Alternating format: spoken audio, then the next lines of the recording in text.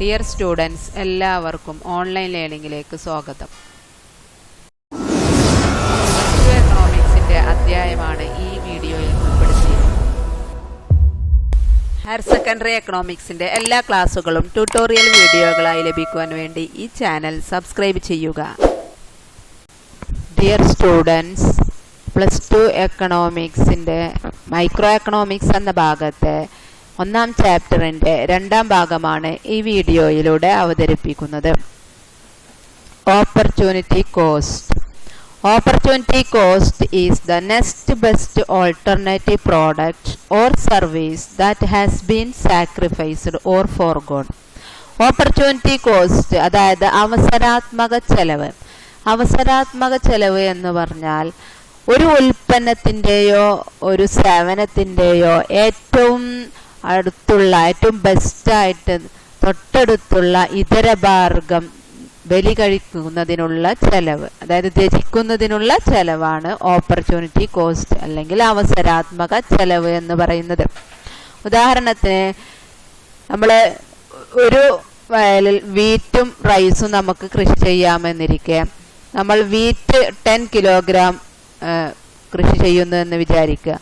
അങ്ങനെയെങ്കിൽ റൈസിനെ നമ്മൾ ത്യജിച്ചിട്ട് അതേസമയം നമുക്ക് റൈസ് ആണെങ്കിൽ ഒരു 20 കിലോഗ്രാം നമ്മൾ കൃഷി ചെയ്യുന്നു എന്ന് വിചാരിക്കുക.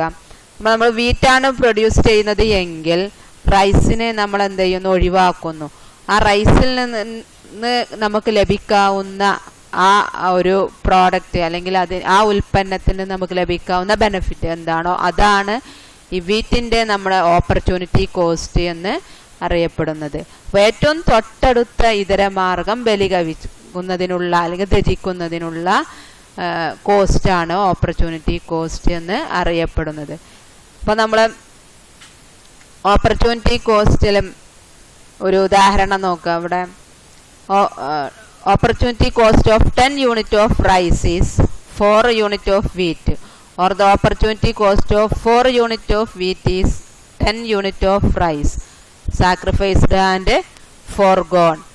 അതായത് 10 യൂണിറ്റ് അരി നമ്മൾ ഉൽപ്പാദിപ്പിക്കുകയാണെങ്കിൽ അതിൽ നിന്ന് ലഭിക്കാവുന്ന ബെനിഫിറ്റ് 4 യൂണിറ്റ് ഓഫ് വീറ്റ് നമ്മൾ സാക്രിഫൈസ് ത്യജിച്ചിട്ടാണ് അല്ലെങ്കിൽ ഒഴിവാക്കിയിട്ടാണ്.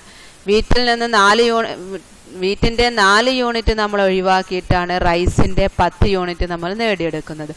അപ്പോൾ അവിടെ റൈസിൻ്റെ ഓപ്പർച്യൂണിറ്റി കോസ്റ്റ് എന്ന് പറയുന്നത് 4 യൂണിറ്റ് വീറ്റ് നമ്മൾ ഒഴിവാക്കുന്നതാണ്. ഇതാണ് നെക്സ്റ്റ് ബെസ്റ്റ് ആൾട്ടർനേറ്റീവ് കോസ്റ്റ് അല്ലെങ്കിൽ അവസരാത്മക ചെലവ് എന്നറിയപ്പെടുന്നത്. Then marginal opportunity cost, MOC എന്ന് പറഞ്ഞാൽ എന്താണെന്ന് നോക്കാം. സീമാന്ത അവസരാത്മക ചെലവ്.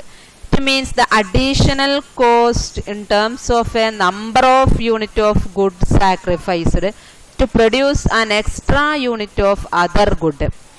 ഒരു വസ്തുവിൻ്റെ അധിക യൂണിറ്റ് നമ്മൾ ഉൽപ്പാദിപ്പിക്കുകയാണെങ്കിൽ മറ്റേ വസ്തുവിൻ്റെ യൂണിറ്റ് നമ്മൾ ത്യജിച്ചതിനെ ഒഴിവാക്കിയതിനുള്ള അധിക ചെലവിനെയാണ് നമ്മൾ സീമാന്ത അവസരാത്മക ചെലവ് എന്ന് അറിയപ്പെടുന്നത്.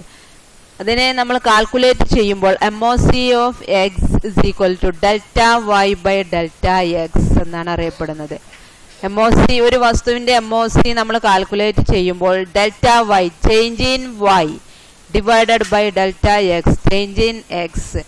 അതായത് 2 വസ്തുക്കൾ ഉൽപ്പാദിപ്പിക്കുകയാണെങ്കിൽ ഒരു വസ്തുവിൻ്റെ ഓപ്പർച്യൂണിറ്റി കോസ്റ്റ് എന്ന് പറയുന്നത് Y എന്നൊരു വസ്തുവിന് ഉണ്ടാകുന്ന ചേഞ്ച് അതിനെ X എന്ന വസ്തു നമ്മൾ അധികമായി പർച്ചേസ് ചെയ്യുമ്പോൾ ഉണ്ടാകുന്ന ചേഞ്ച് കൊണ്ട് ഡിവൈഡ് ചെയ്തതാണ് ഇവിടെ മാർജിനൽ ഓപ്പർച്യൂണിറ്റി കോസ്റ്റ് എന്ന് പറയുന്നത്. ΔY എന്ന് പറഞ്ഞാൽ change in quantity of good Y, ΔX change in the quantity of good X എന്ന് പറയുന്നത്. ഇതിനെ നമ്മൾ കാൽക്കുലേറ്റ് ചെയ്യുമ്പോൾ ടേബിൾ ശ്രദ്ധിക്കുക. മാർജിനൽ ഓപ്പർച്യൂണിറ്റി കോസ്റ്റ്,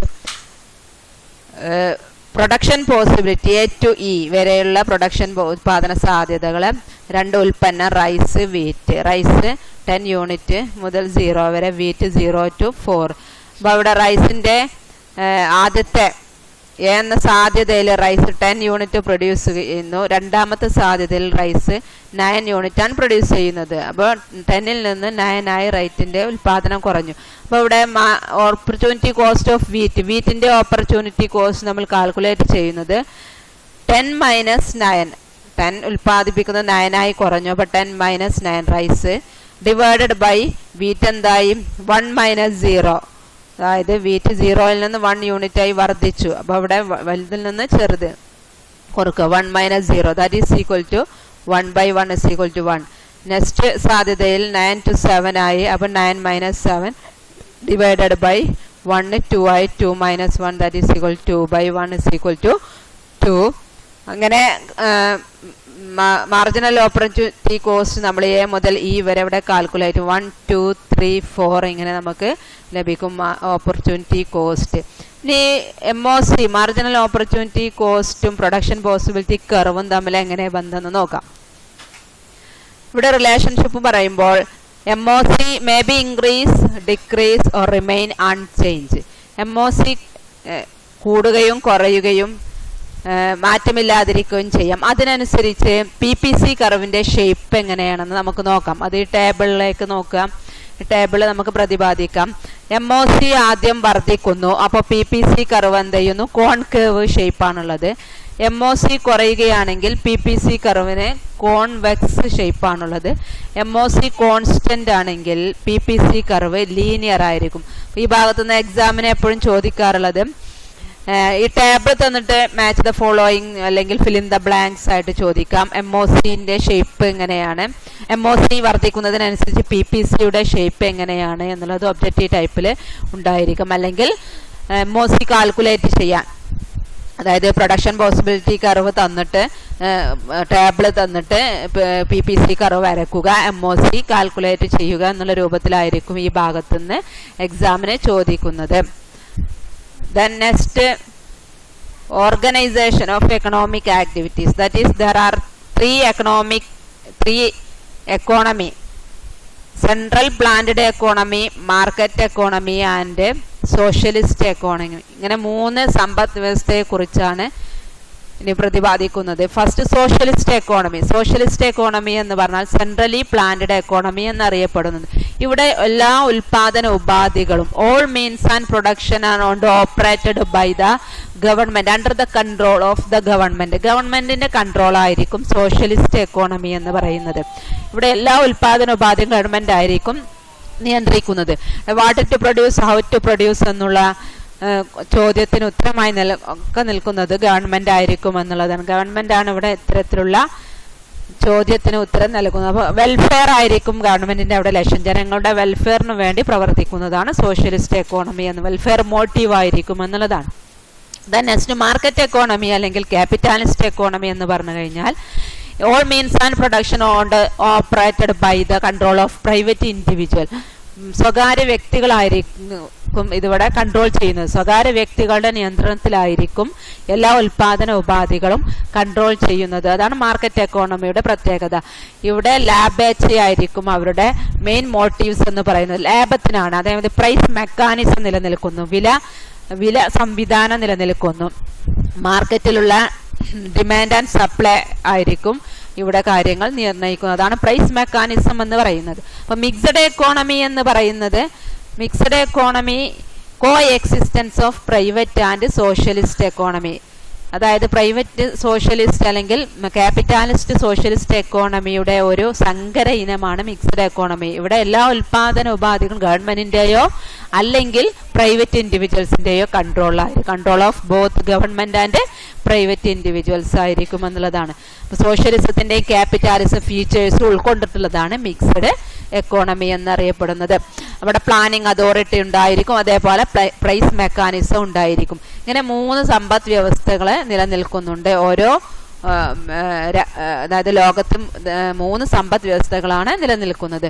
അത് എങ്ങനെയാണെന്ന് എക്സാമിന് 3 ഇങ്ങനെ ടേബിളായിട്ടാണ് ചോദിക്കുക, അല്ലെങ്കിൽ കമ്പയർ ചെയ്തിട്ട് ചോദിക്കും. അല്ലെങ്കിൽ ഡിഫൈൻ സോഷ്യലിസ്റ്റ്, അല്ലെങ്കിൽ ഡിഫൈൻ ക്യാപിറ്റാലിസ്റ്റ് എക്കോണമി എന്നിങ്ങനെ, ഡിഫൈൻ മിക്സഡ് എക്കോണമി എന്നിങ്ങനെ ചോദിക്കും. അപ്പോൾ ആ ഒരു ഈ ടേബിൾ ഓർത്തിരിക്കുക. സോഷ്യലിസ്റ്റ് എക്കോണമിയിൽ പ്രധാനമായിട്ടും under the control of the government ആയിരിക്കും. ഇവിടെ ക്യാപിറ്റാലിസത്തിൽ പ്രൈവറ്റ് ഇൻഡിവിജ്വൽ ആയിരിക്കും. മിക്സഡ് എക്കോണമിയിൽ ബോത്ത് പ്രൈവറ്റ് ആൻഡ് ഗവൺമെന്റ് ആയിരിക്കും. ഇവിടെ എക്കണോമിക് ഈക്വാലിറ്റി ഉണ്ടാവും. സോഷ്യലിസത്തിൽ ഈക്വൽ ഓപ്പർച്യൂണിറ്റി, ക്യാപിറ്റാലിസത്തിൽ ഇൻഡിവിജ്വൽ ഫ്രീഡത്തിനാണ് പ്രാധാന്യം. മിക്സഡ് എക്കോണമിയിൽ രണ്ടിന്റെയും coexistence of public and private sector.